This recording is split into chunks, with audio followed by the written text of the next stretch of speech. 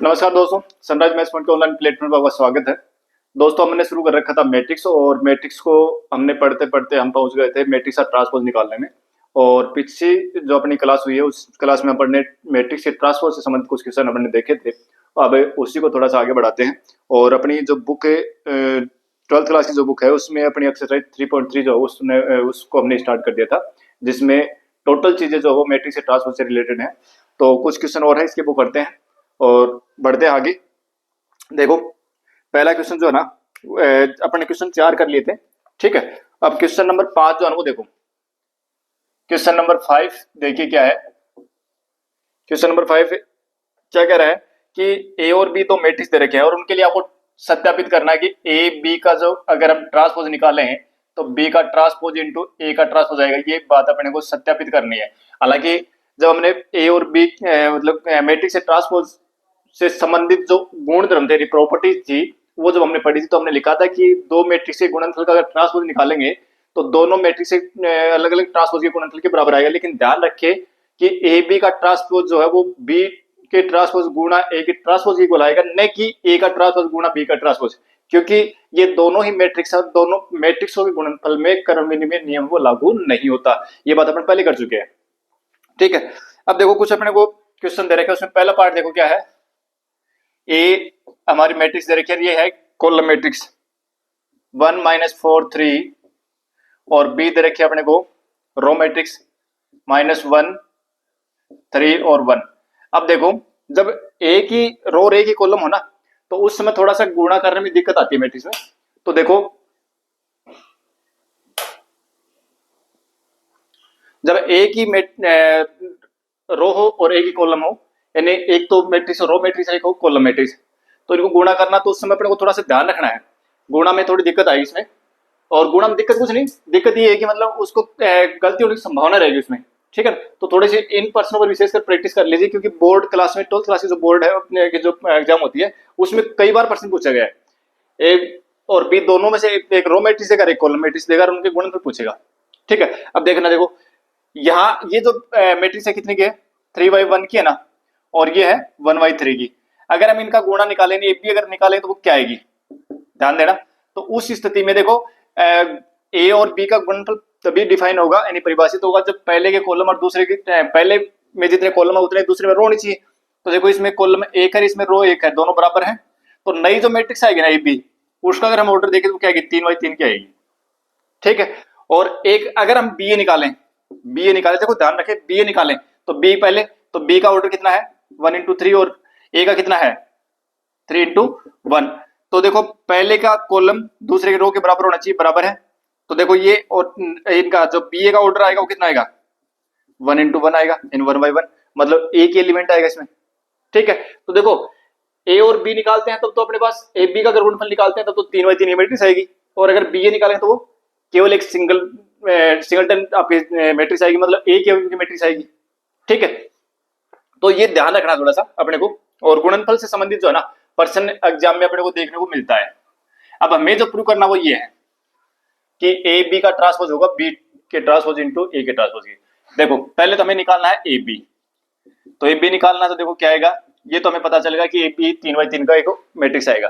क्या था उस तरीका गुणा करने का, कि फर्स्ट जो मैट्रिक्स है उसका रो और दूसरे का कॉलम, तो पहले का रो यानी एक गुणा, और इसका कॉलम कितना है एक कॉलम, मतलब रो इसमें एक ही रो है तो कॉलम बस केवल एक ही एलिमेंट आएगा, ठीक है, फर्स्ट कॉलम में।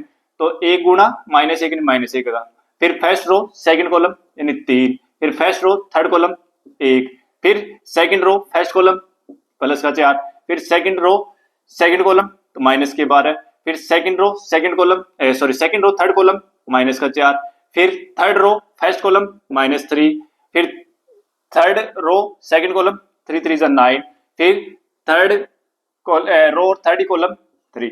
आगे ना ए बी 3/3 की मैट्रिक्स आ गई, ठीक है। अगर बी ए निकालते ना तो बी ए देखो, बी ए निकालते तो क्या होता कि बी का फर्स्ट का रो और सेकंड कॉलम उससे ऐसे कर देना, तो फर्स्ट का रो और सेकंड कॉलम, तो फर्स्ट का रो ये हो गया, सेकंड कॉलम ये हो गया, तो कितना होता है ये, यानी -1 भाई, ये इससे गुणा हुआ प्लस माइनस के 12 और प्लस के 3, फर्स्ट रो और फर्स्ट कॉलम, और ये बनता अपने पास, और इनको सोल्व करते ना तो ये आता अपने पास से -10, यानी ए की बी जो है वो मैट्रिक्स आती, ए की मतलब अवयव की मैट्रिक्स आती, यानी 1/1 की मैट्रिक्स आती है अपने पास। ठीक है, तो ये 1/1 की मैट्रिक्स आती। ठीक है, तो ये थोड़ा ध्यान रखना है, इनके गुणा में विशेष ध्यान रखना, इसमें थोड़ी सी गलती होने की संभावना रहेगी। मैंने देखा है कि बच्चों के जो स्कूल में पढ़ाते हैं तो उनके सामने, बच्चों के सामने दिक्कत आती है, कई बार बच्चे गलती करते हैं इसमें, तो ये थोड़ा सा प्रैक्टिस कर लेना इसमें, है ना, कि ए बी और अगर एक रो मैट्रिक्स और एक कॉलम मैट्रिक्स हो तो उनको गुणा करते हैं ना, तो क्या आता है उसमें। ठीक है ना, तो एक मैट्रिक्स ऐसी मिलेगी, अगर ए देखो इसमें फर्स्ट में कॉलम था, दूसरे में रो था, यानी ये कॉलम मैट्रिक्स थी, रो मैट्रिक्स इनको गुणा किया, तब अपने पास एक 3x3 की मैट्रिक्स आई। अब दूसरी बार हमने ए को पहले लिया, बी को बाद में लिया, दूसरी बार हमने बी को पहले लिया, ए को बाद में लिया, तो अपने पास केवल एक ही अवयव है। ठीक है, तो थोड़ा सा ध्यान रखना अपने को। अच्छा, अब हमें क्या लिखना है, ए बी का ट्रांसपोज लिखना है। ए बी का ट्रांसपोज तो क्या था, ट्रांसपोज का मतलब कि जो रो उसको कॉलम बना दो, तो -1 3 1 4 -12 -4 -3 9 और 3 आ गया। अच्छा, अब निकालो बी डेस। बी डेस क्या हुआ, जो रो उसको कॉलम बना दो, -1 3 और 1 आ गया। ए डेस क्या आएगा, जो रो उसको कॉलम बना दो, यानी कॉलम उसको रो बना दो, बात ही की है, तो ये 1 -4 और 3 ये आ जाएगी। ठीक है, ये नई मैट्रिक्स आ गई, इनको गुणा करो, तो बी डेस इंटू ए डेस क्या आएगा, यानी कि एक तो मैट्रिक्स अपने पास ये -1 3 1 और इसको गुणा कर रहे हैं 1 -4 और 3 से, फर्स्ट रो और फर्स्ट कॉलम, फर्स्ट रो और फर्स्ट कॉलम गुणा ऐसे तो करते हैं, फर्स्ट रो फर्स्ट कॉलम तो -1 आएगा, first row second column plus का 4 आएगा, first row third column minus का 3 आएगा, फिर second row first column 3, second row second column -12, second row third column 9, third row first column 1, third row second column -4, first row third row और third column 3 आ गया। अब देखो ये तो equation first हो गई और ये इक्वेशन सेकंड हो गई। देखिए आप इक्वेशन फर्स्ट, यानी समीकरण 1 व 2 से देखो क्या रहा है, दोनों में देखो राइट साइड बराबर आ रही है, -1 4 -12 -1 4 -12 3 -12 9 3 -12 9 और 1 -4 3 1 -4 3 बराबर आ रही है ना, तो इसका मतलब राइट साइड बराबर है तो लेफ्ट बराबर होगी, इसलिए ए बी डेस बराबर क्या हो जाएगा, बी डेस इंटू ए डेस आएगा। अब आप देखना, अगर आप ए बी डेस निकालोगे ना, ए बी डेस निकालोगे, ए डेस बी डेस निकालोगे, भाई हमने क्या किया है, हाँ ए से किया है। ठीक है, अगर ए बी का डेस निकालो तो बी डेस इंटू ए डेस के बराबर आएगा, लेकिन अगर आप ए डेस इंटू बी डेस निकाल के देखोगे ना, तो आप देखना उसमें केवल ए के अवयव आएगा। ठीक है, तो वो इसके बराबर नहीं आएगा। ठीक है, तो सभी के लिए जरूरी नहीं है, कभी बराबर आ भी सकते हैं, लेकिन कोई भी नियम वो नियम तभी सत्य होता है जो सभी के लिए सही हो। ठीक है, तो ए बी का डेस अगर हम निकालेंगे तो बी डेस ए डेस के बराबर आएगा, इसके तो हमेशा बराबर आएगा। ठीक है, लेकिन ए बी का डेस है वो ए डेस और बी डेस के गुणनफल के बराबर भी आ सकता है, वो कभी कभार आएगा। ठीक है, तो जरूरी है सभी बार आए, और नियम वही सत्य होता है जो सभी के लिए सही हो, तो ये नियम सभी के लिए सत्य है। ठीक है, अब देखो चलते आगे, तो इसमें दो किस्म पार्ट थे, पहला पार्ट हमने कर लिया, सेकंड पार्ट जो है ना वो ऐसा ही है, वो अब मैं छोड़ रहा हूं। अब आ जाओ 6 क्वेश्चन में। 6 क्वेश्चन जो है ना वो क्या है, देखो बिल्कुल सिंपल है ये। 6 क्वेश्चन में क्या दे रखा है अपने को कि मैट्रिक्स दे रखी है दो, और चेक करना है कि ये सममित मैट्रिक्स और विषम सममित मैट्रिक्स है। अब देखो सममित और विषम सममित के ऊपर हमने सिमेट्रिक और निष्क्रिय सिमेट्रिक के ऊपर पिछली क्लास में खूब चर्चा की है। ठीक है, तो देखो ए मैट्रिक्स दे रखी है, पहचान करने में कोई दिक्कत नहीं होगी इसमें, 1 -1 5 और -1 2 1 5 1 3। ठीक है, तो देखो हमें इसका निकालना है ट्रांसपोज। अगर ट्रांसपोज निकाले वापस ए आ जाए ना, तब तो ये सिमेट्रिक होगी, और अगर वापस -a आए तो ये स्क्यू सिमेट्रिक होगी। ठीक है, तो देखो बनाओ, रो को कॉलम बनाओ, 1 -1 और 5 -1 2 1 5 1 3। ठीक है, देखो देखिए इसकी बराबरी आ रही है, बराबरी आ रही है, ए डेस बराबर ए आ गया, इसका मतलब ए क्या है, सिमेट्रिक है, ये सममित है। ठीक है, अच्छा ये तो गया ये चेक करने का तरीका। मैंने कल एक क्लास में एक बात और भी बताई थी कि जब आपको ओरली चेक करना हो तो क्या करना है कि जो ये अपना बैंड डायगोनल है ना, इसके ऊपर और नीचे के जो एलिमेंट है उनको देखो, वो बराबर मिलेंगे, -1 -1 5 1 5 1 1। अगर ऐसा मिलता है मतलब इसको उठा करके इसके ऊपर रखें तो यूं एक दूसरे को ढक लेते हैं। ठीक है ना, मतलब यूं उठा के इसको बीच में से मोड़े और फिर इसको उठा के इसके ऊपर लेके आएंगे ना, तो ये अब इसको ढकेगा, ये इसको ढकेगा, ये इसको ढकेगा। ठीक है, नहीं अगर ये बराबर आ रहे हैं ना तो इसका मतलब क्या है, सममित मैट्रिक्स है। तो आपको चेक करने की जरूरत नहीं है। अगर 12th क्लास में आए तब तो हमें इसको इस तरीके से लिख के दिखाना पड़ेगा, और अगर हमें ऑब्जेक्टिव टाइप क्वेश्चन में और केवल आंसर लिखना है कि सिमेट्रिक है कि नहीं है, तो हम सीधा इसे देख करके लिख सकते हैं। दूसरा दे रखा है कि एक मैट्रिक्स दे रखा है, उसमें दे रखा 0 1 -1 और -1 0 1, और ये दे रखा है 1 -1 और 0, ये दे रखा है, और कह रहा है कि ये विषम सममित मैट्रिक्स है, ये चेक करो। तो विषम सममित के लिए क्या था कि आप ए का ट्रांसपोज निकालो, ठीक है ना, ए का ट्रांसपोज या डेश लिखते हैं इसको, ठीक है, करो। रो को कॉलम बढ़ाओ, 0 1 -1 -1 0 1 1 -1 और 0 बढ़ा दिया। अब देखो क्या वैसी वैसी आ गई क्या? अभी नहीं है ये। देखो इसमें से माइनस कॉमन लो, -1 कॉमन लोगे, इसका मतलब पूरे मैट्रिक्स में से कोई भी एलिमेंट अगर कॉमन लेते हो ना तो वो सभी में से कॉमन आएगा, ठीक है। अगर गुणा करते हो मैट्रिक्स को तो वो सभी के साथ गुणा हुआ है, ये ध्यान रखें। तो आगे आगे हम सारणिक में देखेंगे, तो सारणिक में एक रो या एक कॉलम से हम कॉमन ले सकते हैं, लेकिन इस मैट्रिक्स में ऐसा नहीं होगा। मैट्रिक्स में जो भी अगर हम किसी राशि से गुणा कर रहे हैं तो वो सभी साथ गुणा होगा, अगर हम कॉमन लेना है तो सभी में से कॉमन आएगा। तो -1 हमने कॉमन लिया, तो 0 जो माइनस का हो तो प्लस का हो जाएगा, प्लस का हो माइनस का हो जाएगा। तो देखो क्या जाएगा, 1 -1 -1 0 1, प्लस माइनस का 1 था, प्लस का हो जाएगा, माइनस का प्लस का माइनस का हो जाएगा 0। अब देखो देखिए बस वैसे आ गई ऊपर वाली आगे ना, तो a डैश बराबर क्या आ गया, -a आ गया। भाई -a को a से गुणा करोगे तो -a तो आएगा, ठीक है। इसका मतलब a क्या हो गई, विषम सममित हो गई। इसका मतलब ये हो गया कि a क्या है, विषम सममित है, इसकी सिमेट्रिक है। अब देखिए कल पिछली क्लास में जो थी उसमें मैंने ये बताया था कि इसकी सिमेट्री को ओरली चेक करने का तरीका क्या होगा कि एक तो इसका जो मेन डायगोनल होगा उसमें सारे एलिमेंट 0 आएंगे, एक बात। दूसरा, इसके ऊपर और नीचे जो एलिमेंट आएंगे ना वो परिमाण में तो बराबर आएंगे, लेकिन वो चिन्ह बदल क्या आएगा। देखो एक और एक है, लेकिन यहाँ प्लस का एक है, ये माइनस का एक है। यहाँ एक और एक है, लेकिन एक माइनस का एक प्लस का है। मतलब ये हुआ कि परिमाण में तो दोनों बराबर आएंगे, ऊपर और नीचे क्या हुआ, परिमाण में तो समान आएंगे, लेकिन इनके जो चिन्ह है वो बदले आएंगे, एक प्लस का एक माइनस का आएगा, ठीक है। तो इसको देख करके भी हम कह सकते थे कि विषम सममित मैट्रिक्स है, ठीक है। तो ये थोड़ा सा प्रैक्टिस करना पड़ेगा कि देखते हुए हम सममित और विषम सममित को चेक कर लें, ठीक है। ये करने का, क्योंकि हमें जो कंपटीशन के अगर हम लिहाज से बैठे तो उस समय हमें टाइम नहीं होता, उस समय हम ये चेक नहीं कर पाते कि ये सममित होगा विषम सममित होगा। हम सीधा देखेंगे और चेक करेंगे कि ये सममित है विषम सममित है, जरूरत पड़ेगी तो, ठीक है। हाँ अब देखिए आगे क्वेश्चन नंबर 7 जो है उसमें ये हो गया, सॉरी 7 हुआ था, ये 6 रह गया अपना ना। चलो 6 क्वेश्चन देखो क्या है। क्वेश्चन नंबर 6 है ना, वो देखो क्वेश्चन नंबर 6 है, उसमें देखो क्या दे रखा है, ए कोई मैट्रिक्स दे रखी है और उसके एलिमेंट दे रखे हैं अपने को कोस अल्फा, साइन अल्फा और minus sine alpha, cos alpha, और अपने से ये कह रहा है कि सत्यापित कीजिए कि ए का ट्रांसपोज ए बराबर आई होगा। ये बात अपने सत्यापित करनी है। निकालो, पहले ए तो दे रखा है, ए का ट्रांसपोज निकाल लेते हैं। करो, रो को कॉलम बना दो, तो कोस अल्फा और साइन अल्फा और माइनस साइन अल्फा और कोस अल्फा हो गया।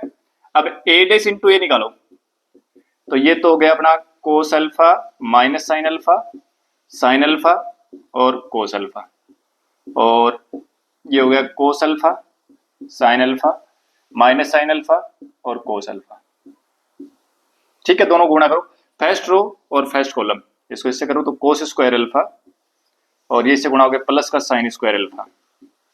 फिर second first row second column sine alpha cos alpha और minus sine alpha cos alpha. फिर second row first column sine alpha cos alpha और plus minus cos alpha sine alpha.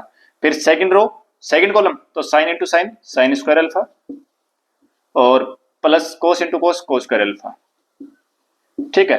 अब देखो ये तो sine square theta plus cos square theta एक होता है, अपन जानते हैं। ये दोनों समान है, दोनों कट गए 0। ये दोनों भी समान है, sign alpha cos alpha sine alpha cos alpha दोनों बराबर है, एक माइनस का प्लस का कट गए और ये बना गया। और इसको हम क्या लिख सकते हैं, मतलब ए डैश ए बराबर क्या गया, इसको हम लिखते हैं तत्समक मैट्रिक्स है, तो इसको आई लिखते हैं, ठीक है। तो ये तत्समक मैट्रिक्स होगी, तो ये चेक करना था कि ए डैश ए इंटू आई, ए डैश इंटू ए बराबर आई होगा, ये चेक करना था, तो ये चेक हो गया, ठीक है। सिंपल क्वेश्चन था, एकदम से कर सकते हैं। थोड़ी सी ट्रिग्नोमेट्री इसमें काम आई है, बाकी कोई दिक्कत नहीं है। हाँ 8th क्वेश्चन देखो क्या है। 8th क्वेश्चन देखिए क्या है, क्वेश्चन नंबर 8 जो है ना उसमें क्या दे रखा है अपने को, क्वेश्चन नंबर 8 में दे रखा है कि ए कोई मैट्रिक्स है और वो इस प्रकार से डिफाइन है 1 5 6 और 7। ठीक है, ये तो आ गई है मैट्रिक्स। साथ में कह रहा है कि तो सत्यापित कीजिए, आपको प्रूव करना है क्या कि ए प्लस ए डैश जो है ना वो तो होगा सममित, सममित। और नंबर 2 ए माइनस ए डैश होगा वो होगा विषम सममित। ये बात अपने को चेक करनी है। अच्छा, कल पिछली क्लास में जो है ना मैंने बताया भी था आपको कि कोई मैट्रिक्स दे रखी है और उसका ट्रांसपोज अगर हम निकालें तो मैट्रिक्स प्लस उसका ट्रांसपोज हमेशा सममित मैट्रिक्स होता है और मैट्रिक्स माइनस उसका ट्रांसपोज हमेशा विषम सममित होता है। तो ये चेक करना अपने को भाई, ये तो पता ही अपने को कि मैट्रिक्स और उसका ट्रांसपोज जो है ना वो हमेशा सममित आएगा। ठीक है, देखो चेक कर लेते हैं जरूर। और एग्जाम में जो है ना अपने बोर्ड के लिहाज से तो ऐसे पूछेगा। ठीक है, और कंपटीशन लिहाज से अपने को चीजें याद रखनी है। ठीक है, कि भाई मैट्रिक्स और उसका ट्रांसपोज जो है ना उसका योग हमेशा ही सममित होता है। ठीक है, मैट्रिक्स और उसका ट्रांसपोज का अंतर जो हमेशा ही विषम सममित होता है। तो ये याद रखना अपने को। हाँ, ए डैश निकालो, करो 1 5 6 7। ठीक है, ए प्लस ए डैश, पहले ये पहला पार्ट मैं कर रहा हूं, जोड़ो भाई। ये तो हो गया अपना ए 1 5 6 7 और प्लस ए डैश 1 6 5 7।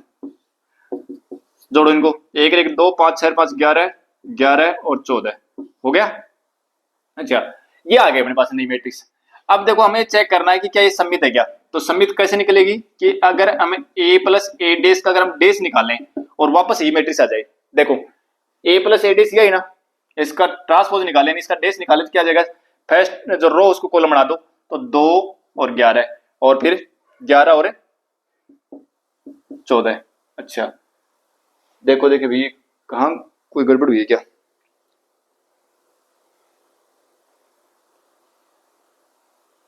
ए आ गया, ए डैश हमने निकाला तो 1 6,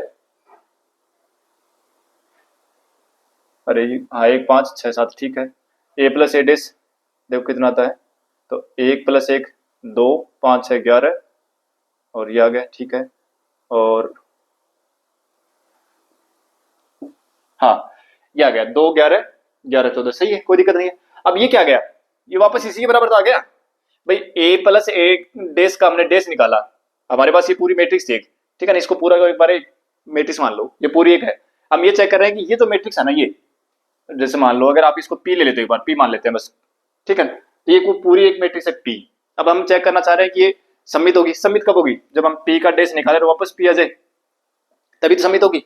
देखो ये पी था, इसका हमने डैश निकाला और वापस क्या गया, यदि ये पी था, पी का हमने डैश निकाला और वापस अपने पास पी आ गया ना भाई। ये तो था पी, पी ये तो इसी को तो पी का था, इसका डैश निकाला वापस ये तो आ गया। ठीक है, तो इसका मतलब क्या हुआ कि ए प्लस ए डैश जो है, ए प्लस ए डैश और उसका डैश हमने निकाला तो ये वापस किसके बराबर आ गया, ए प्लस ए डैश के बराबर आ गया। ठीक है, इसका मतलब ये जो मैट्रिक्स है क्या हो गई, सममित मैट्रिक्स हो गई। इसी प्रकार से माइनस वाला तो उसको निकाल के देख लेना, वो आएगा विषम सममित। ठीक है, तो 2/2 की मैट्रिक्स है तो उसमें देखना कि ये जो अभी वाई है ना, देखो इसमें सममित में तो वैसे भी अपन देख लेते कि सममित है। क्यों, क्योंकि देखो ये जो मैट्रिक्स इसी को चेक कर रहा है सममित है ना। तो देखो विकर्ण मुख्य विकर्ण ये हो गया, इसको छोड़ के ऊपर और नीचे का भी बराबर है कि नहीं, बराबर है तो सममित है। उसमें विषम सममित में क्या आएगा, यहाँ ऊपर और नीचे अभी तो बराबर आएंगे लेकिन एक प्लस का एक माइनस का आएगा। ठीक है, तो ये आप खुद कर लेना। अब देखो 9th क्वेश्चन है ना, 9th क्वेश्चन भी ऐसा ही है और एक क्वेश्चन अपना आगे है उसको देखता हूं पहले मैं।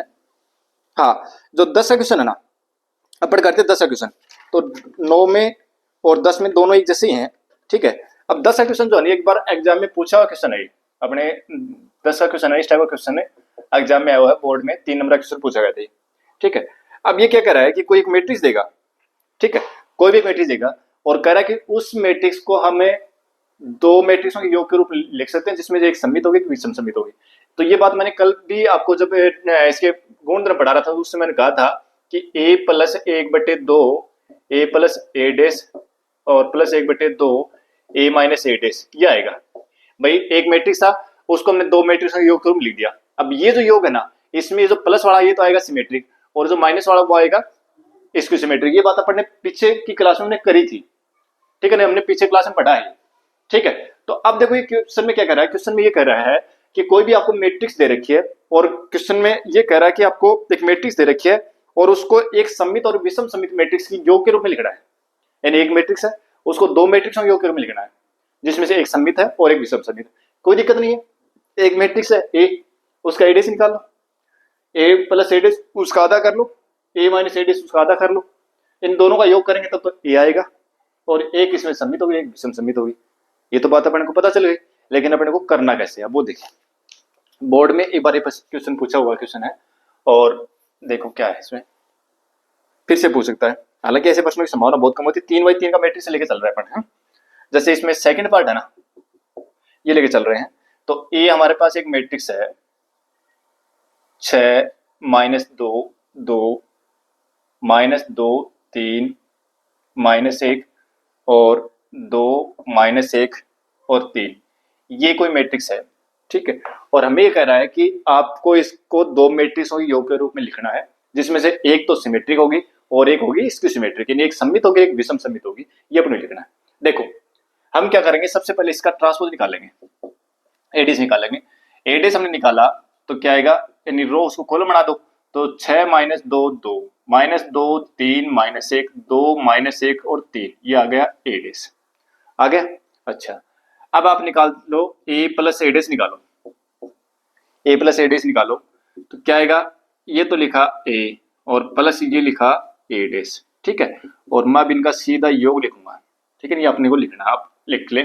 योग करेंगे तो क्या आएगा, 6 6 12 और माइनस का 4 4 -4 6 -1 और 2 4 और माइनस का 2 और 6 आ गया।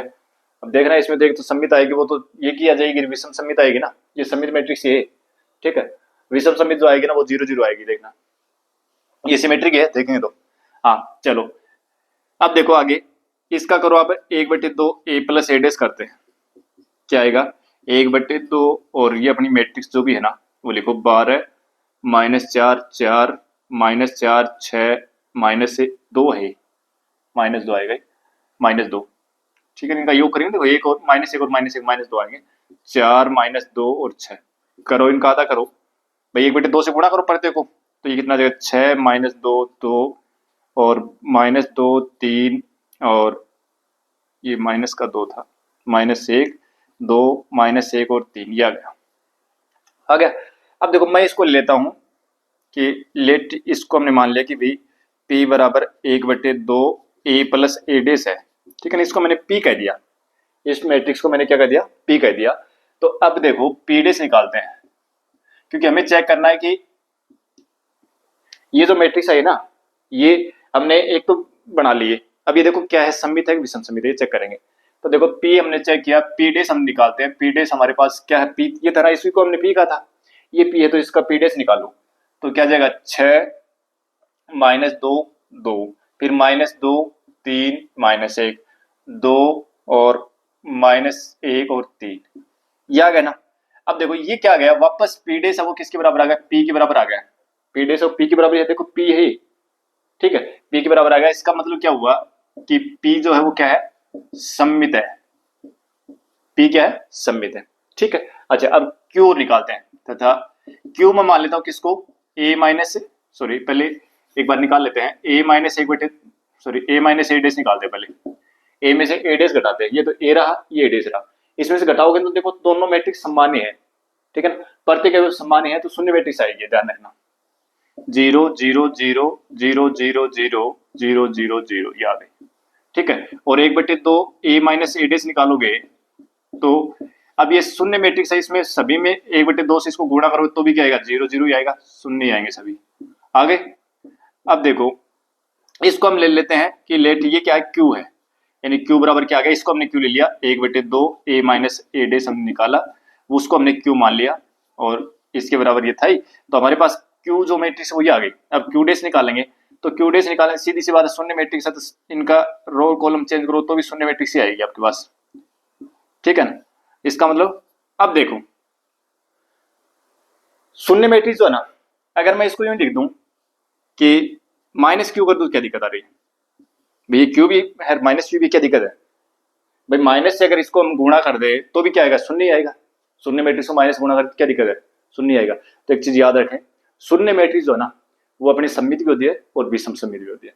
शून्य मैट्रिक्स सममित भी होती है और विषम सममित भी होती है। यहाँ अपने को जरूरत किसकी है कि एक हमने पी तो निकाल लिया था, पी तो क्या है, वो तो सममित है, ये तो हमने देख लिया।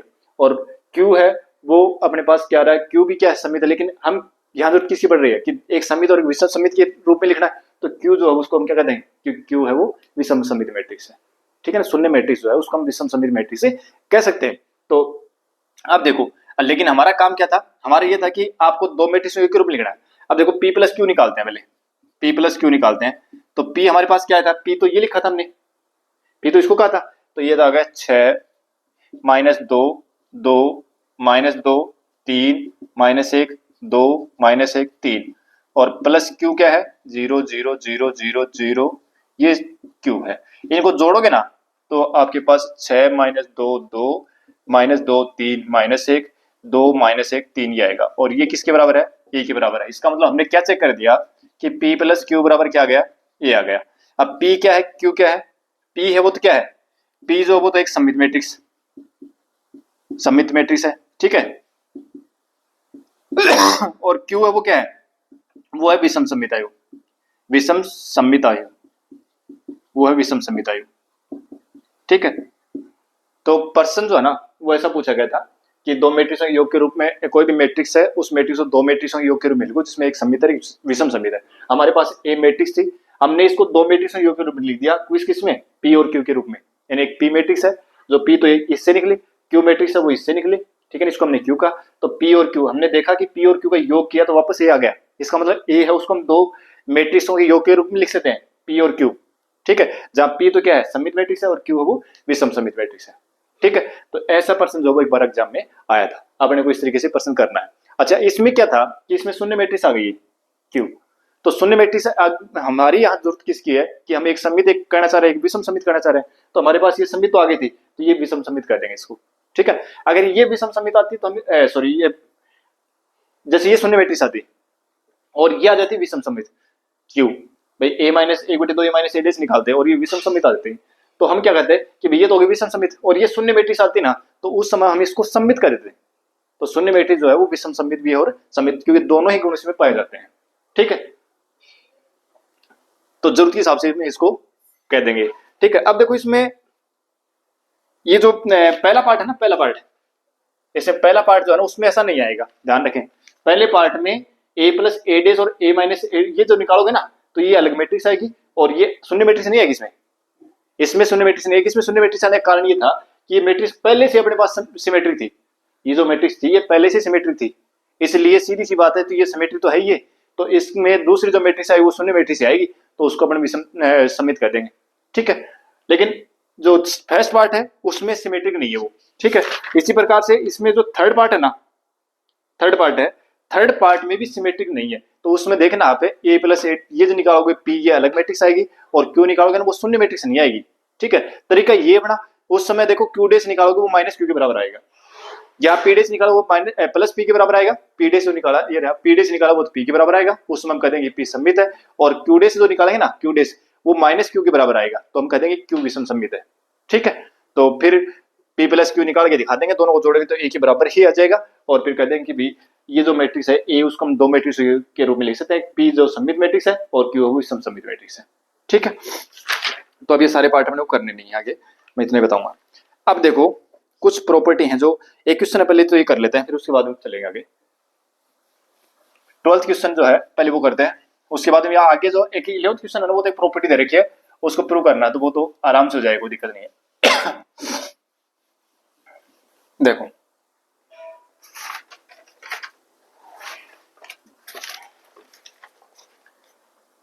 ए हमारे पास क्या है, ए कोई मैट्रिक्स दे रखी है cos alpha minus sine alpha और साइन अल्फा कोस अल्फा।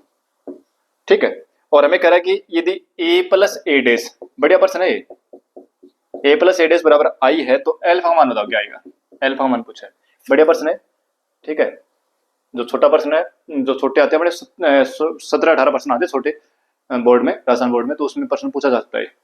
देखो ए डेज निकालो, क्या आएगा, रो को कॉलम बनाओ, cos alpha minus sine alpha और साइन अल्फा कोस अल्फा आ गया। अब ए प्लस ए डेस निकालो, ए प्लस ए डेस बराबर आई इधर रखा ना, रखो ए प्लस ए डेस, इनको जोड़ो भाई, एक और ए डेस को जोड़ो, तो क्या जाएगा, cos alpha two cos alpha गया, और minus sine alpha plus sine alpha जोड़ेंगे तो जीरो हो जाएगा, sine alpha minus sine alpha zero हो जाएगा, टू कोस अल्फा और बराबर क्या जाएगा, ये 1001, क्योंकि आई क्या है, आइडेंटिटी मैट्रिक्स है, यानी तत्सम मैट्रिक्स है, तत्सम आई हुई है, ठीक है। अब देखो दोनों मैट्रिक्स समान है, समान मैट्रिक्स कब होंगी, जब उनके संगत होंगे समान होंगी, इसका मतलब ये इसके बराबर आएगा, तो दो कोस अल्फा बराबर कितना आ गया, एक आ गया, तो यहां से कोस अल्फा बराबर कितना आ गया, 1/2 आ गया।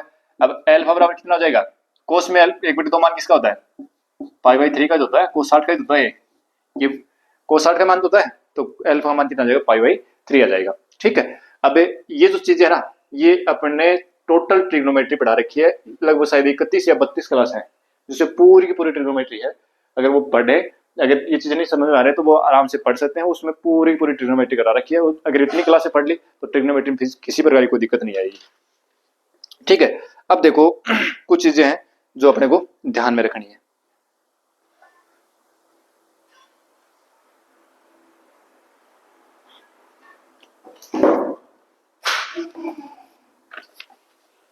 देखो अपना चल रहा था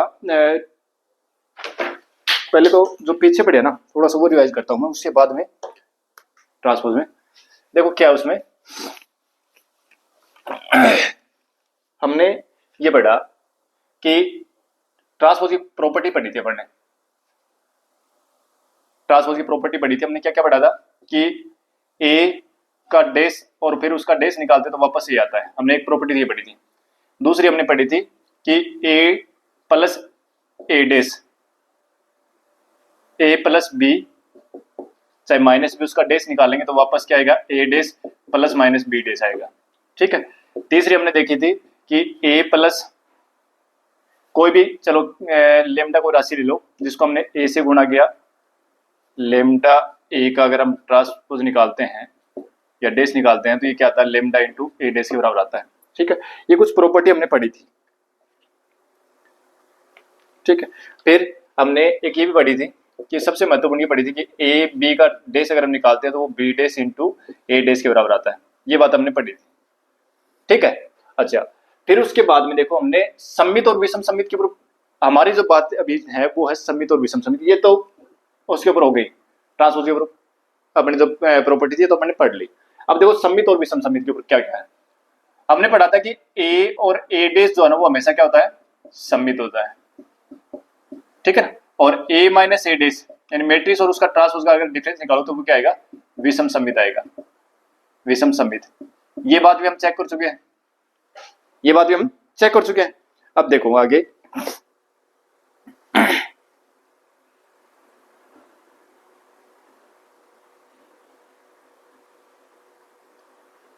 देखो, और ये सारी चीजें लिखनी है। अब अगर आपको दे रखा है कि ए कोई मैट्रिक्स दे रखा है, ए कोई भी मैट्रिक्स दे रखा है, तो एक चीज तो ये याद रखें कि पहला तो ए प्लस ए डेस तथा ए और ए डेस, ठीक है ना। अच्छा यहाँ पर दोनों चीजें सही है, ए डेस इंटू ए भी सही है, ए इंटू ए डेस भी सही है, दोनों सही है। अगर ए मैट्रिक्स और उसका ट्रांसपोज उनका योग करोगे और उनका गुणनफल करोगे, ये हमेशा सम्मित आएगा, सम्मित आएगा, चेक कर याद रखना अपने को, ठीक है ना। और बाकी हम कोई भी मैट्रिक्स लेकर के उससे चेक कर सकते हैं चीजें, ठीक है। नंबर 2 ए माइनस ए डेस, ये हमेशा क्या आएगा, विषम सम्मित आएगा, विषम सम्मित आएगा, ठीक है। ये तो हो गया एक मैट्रिक्स के लिए, ठीक है। अगर एक मैट्रिक्स हो तो उसके लिए तो ये हो गया। अब देखो दूसरा, ये तो नोट नंबर, ये तो अपन पढ़ के आए हैं, ठीक है ना, ये चीज नहीं थी, अपने क्वेश्चन नहीं किए हैं इस पर, तो ये आप करके देख लेना, कोई दिक्कत नहीं है, ठीक है। कोई भी लेना और उसको कर लेना, आ जाएगा।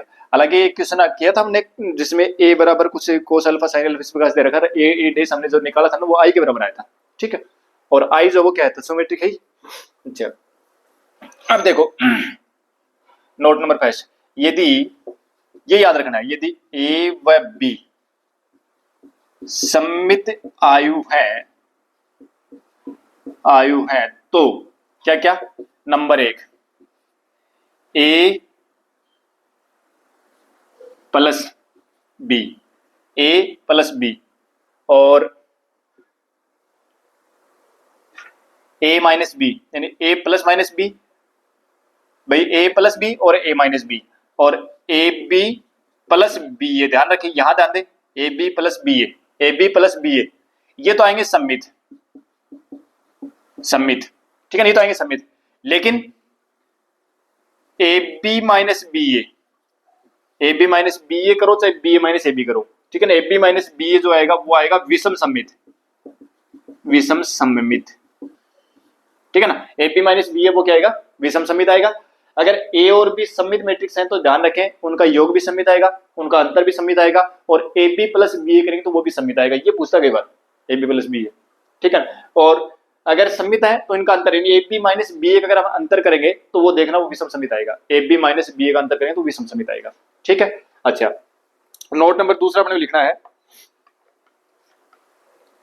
यदि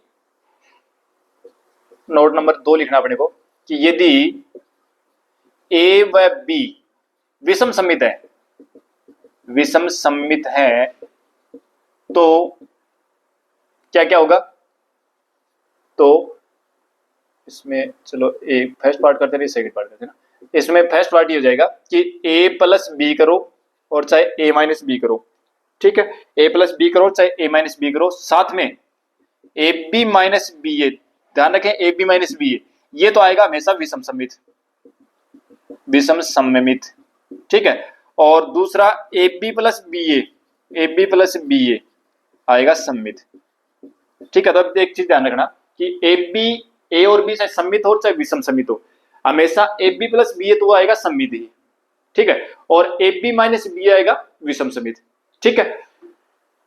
ए और बी सम्मित है तो इनका योग भी सम्मित आएगा और इनका अंतर भी सम्मित आएगा, ठीक है। और अगर ए और बी विषम सम्मित तो इनका योग भी सम्मित आएगा और इनका अंतर भी विषम सम्मित आएगा, ठीक है। ये चीजें जो है ना, ये सारी सारी मैं जो चीजें लिख रहा हूँ ये अपने को कंपटीशन के लिहाज से इनको याद रखना है, क्योंकि कंपटीशन में जब पूछता है तो इस प्रकार से पर्सन जो है इसमें ये नहीं पूछता कि इसको सिद्ध करो इसके बराबर ये होगा, ऐसा कुछ नहीं पूछता, उसमें स्टेटमेंट बढ़ाता है कि निम्न से कौन सा कथन सत्य है, ठीक है। अब उसमें लिख देगा कि यदि ए और बी सम्मित मैट्रिक्स है तो नंबर 1 इनका योग भी सम्मित होगा, इनका अंतर भी सम्मित होगा, ए बी प्लस बी ए भी सम्मित होगा, ठीक है, और ए बी माइनस बी ए भी सम्मित होगा। इनमें से कौन सा कथन गलत है, तो कथन कौन सा गलत हुआ, ए बी माइनस बी ए जो सम्मित होगा, विषम सम्मित होगा, ना कि सम्मित होगा, ठीक है। अच्छा, फिर उसके बाद में कि कोई भी मैट्रिक्स ए अगर सम्मित है, सम्मित है, ये नोट नंबर 3 लिख दो, ये नोट नंबर 3, ठीक है। अगर ए सम्मित तो ए इनवर्स, ए इनवर्स का मतलब होगा ए का प्रतिलोम, ठीक है ना, ये अभी निकालेंगे, अभी निकाला नहीं हमने, तो ए इनवर्स भी क्या होगा, सम्मित होगा, सम्मित।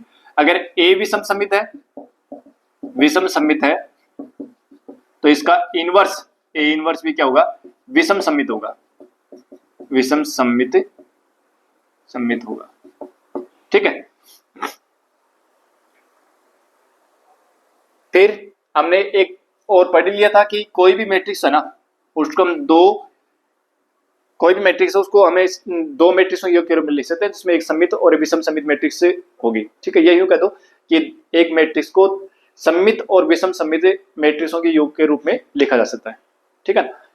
तो देखो ये क्या था कि 1/2 ए प्लस ए डैश प्लस 1/2 ए माइनस ए डैश, तो ये क्या हुआ कि किसी भी मैट्रिक्स को एक सम्मित और एक विषम सम्मित मैट्रिक्स के योग के रूप में लिखा जा सकता है। ये सारी बातें जो है ना वो अपने को याद रखनी है, और इन्हीं के साथ में अपनी जो एक्सरसाइज है 3.3 वो कंप्लीट हो गई। इसमें हमने क्या पढ़ा था, मैट्रिक्स का ट्रांसपोज पढ़ा था, जिसमें सारी चीजें हमने पढ़ ली हैं। अब इसके अलावा इसमें कुछ नहीं बचता। ये चीजें जो मैंने बताई है वो सारी कंपटीशन के लिहाज से महत्वपूर्ण, इनको अपने को कंपटीशन के लिहाज से इनको याद रखना है, ठीक है। तो आज की क्लास में इतना ही पढ़ेंगे, मिलते हैं नेक्स्ट क्लास में। और क्लास को जो है वो लाइक और शेयर जरूर कर दिया करो, ज्यादा ज्यादा शेयर किया करो, ताकि अपने जितने भी बच्चे जिनको एक चीज की जरूरत है वो सभी तक पहुंचेंगे। अच्छा, सबसे बड़ी बात यह है कि हम एनसीईआरटी को बेस बना रहे हैं, सारे एनसीईआरटी को कवर कर रहे हैं, उसके बाद में एक्स्ट्रा जो फैक्ट है वो अपन पढ़ रहे हैं, और फिर जब दोबारा हम इन चीजों को पढ़ेंगे तो उसमें हम इस चीज को आधार मान के सीधे अपन अच्छे अच्छे क्वेश्चन जो है वो उनको रिवाइज के टाइम में उनको पढ़ेंगे। तो अगर इतनी चीज़ें भी पढ़ते हैं जो एनसीईआरटी को बेस बना करके हमने जितने भी क्वेश्चन किए हैं वो, और एक दो क्वेश्चन हर क्लास में अपन एक दो एक्स्ट्रा क्लास डालते हैं तो जिसमें हमें एक्स्ट्रा चीज़ों के बारे में चर्चा करते हैं, तो इतना भी अगर पढ़ते हैं ना तो अपने को कोई भी कंपटीशन में बैठेंगे तो बहुत ज़्यादा बेनिफिट मिलेगा। यानी कि अगर अभी तक ऐसे पर्सन क्वेश्चन बहुत कम मिलते हैं कि जो अच्छे अच्छे एग्जाम्स जो है उनमें भले ही बाकी मतलब मैट्रिक्स या इनसे संबंधित क्वेश्चन आते हैं ना वो तो आराम से हो जाते हैं। ठीक है, मैट्रिक्स में भी अभी 2 क्लास हमें इसमें एक्स्ट्रा करेंगे, 2 या 3 क्लास, जिसमें इनसे हटके चीज़ें जो हैं वो हम पढ़ेंगे, जो अपने एनसीईआरटी जो से हटके जो चीज़ें हैं उनको पढ़ेंगे जो कंपटीशन में अपने एग्जाम के पार्ट बनते हैं। तो अपने जितने भी मित्र हैं उन सभी को ये जो है ना इनको शेयर कर दिया करो, और चैनल को सब्सक्राइब करना बिल्कुल भी ना भूलें, ताकि हर क्लास जो है और वो अपने को मिलती रहे, और रेगुलर देखेंगे तो निश्चित रूप से इनमें फायदा होगा। एक एक टॉपिक के ऊपर 10-12 क्लास बनी हुई है और पूरा हमने कंटेंट जो वो करवाया है। यूट्यूब के ऊपर ऐसा नहीं मिलता, सारा कंटेंट कभी नहीं मिलता। एक एक्सरसाइज शुरू करेंगे, हो सकता है एक पूरी हो जाएगी, लेकिन उसके बाद दूसरी जो पूरी नहीं करते। ठीक है ना, क्योंकि यूट्यूब के ऊपर अगर पूरा हो जाएगा तो फिर अपना जो व्यापार है वो कैसे चलेगा। हम भाई शिक्षा के अंदर सभी जो पढ़ाते हैं तो वो अपना उसमें कुछ एक्स्ट्रा ऐप वगैरह रहते हैं, तो फिर उनकी वो खरीदारी कैसे होगी। ठीक है, लेकिन अपना कोई ऐसा नहीं है, अपना टोटल यूट्यूब पे है जो टोटल फ्री है, और जो भी देखेगा उसको फायदा ही फायदा मिलेगा, नुकसान कुछ भी नहीं है इसमें। तो मिलते हैं नेक्स्ट क्लास में, थैंक यू।